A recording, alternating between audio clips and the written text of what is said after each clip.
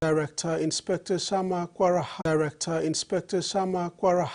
said since the establishment of the Royal Papua New Guinea Constabulary Air Wing in 1998, the PNG government has supported the directorate with a police helicopter, but this helicopter ceased its operation in 2018. Kwarahasi said currently they are operating through hired helicopters. The operation that was done was flown. The helicopter itself was on probably February in 2018. That's the last it flown. Yes. And what has happened to it then? The helicopter. What happened to the helicopter? It was unserviceable because it's unserviceable because there was the financing part of it that needs to finance the serviceability of the aircraft was not there. That's why it came to a halt. Oktedi Mining has achieved a significant milestone with the award of a statement of compliance for its Kiunga port, recognizing its adherence to the International Ship Port Security Code. The SOC, valid for the next 5 years, was received by OTML Corporate Affairs Manager Dexter Wagambi, who praised the effort of the OTML Asset Protection and Kiunga operations teams for working closely with the Department of Transport's compliance team to secure these status.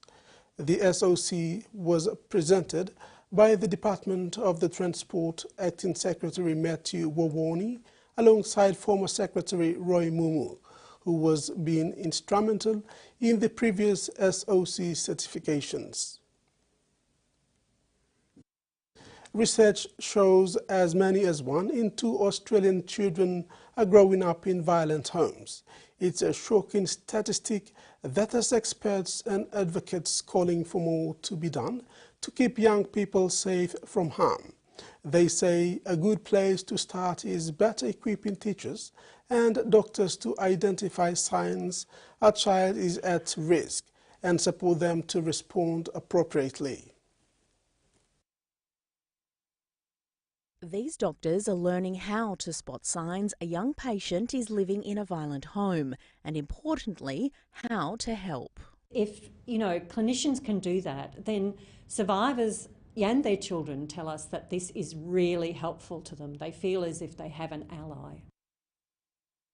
It's a skill Melbourne GP Magdalena Simonis has mastered. As you go through your career, you need to elect to upskill in this space, and you need to actually make that conscious decision that this is something that you really need to learn more about. That's because family violence education makes up just 3 hours of a trainee doctor's curriculum.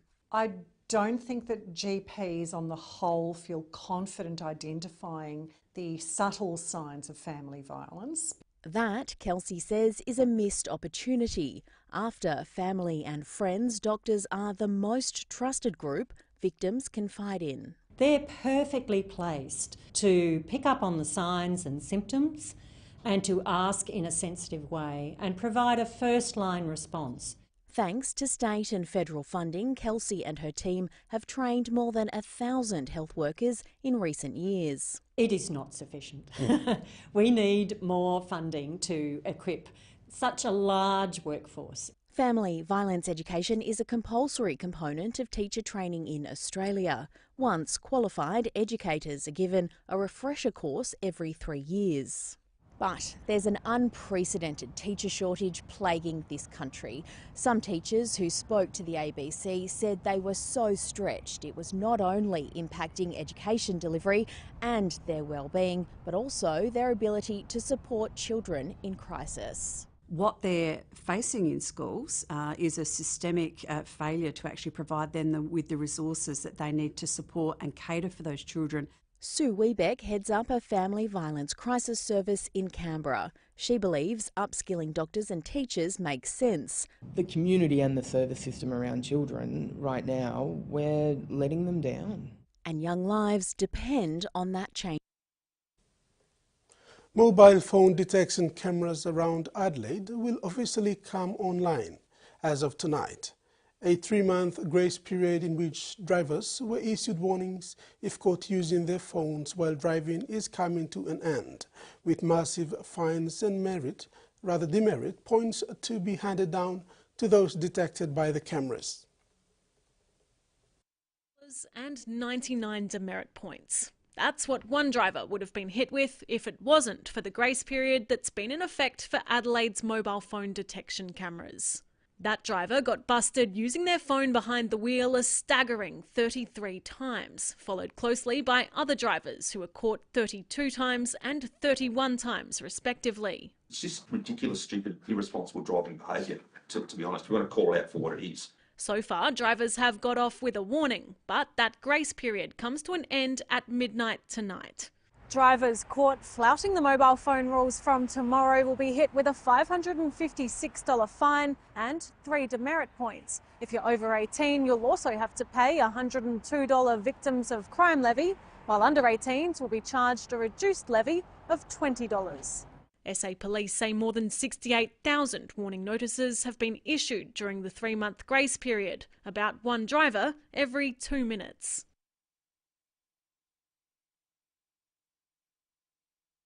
South Australian drivers say they're not surprised. I think it's atrocious.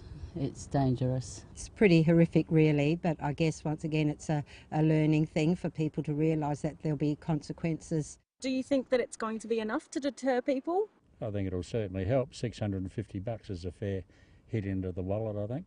So far, cameras have been installed on South Road at Torrensville, the North-South Motorway at Regency Park, Port Wakefield Road at Jepps Cross, the Southern Expressway at Darlington and Port Road at Hindmarsh, with 2 more to come online next year. And I'll make the point, these mobile phone detection camera locations are not at traffic light locations. They are not picking up people who are stationary. These are people who are mobile and driving underneath the camera. A last warning before offending drivers will be forced to cough up. As the housing crisis worsens, the nation is now facing the reality of more people having to live in makeshift accommodation, such as tents and vans.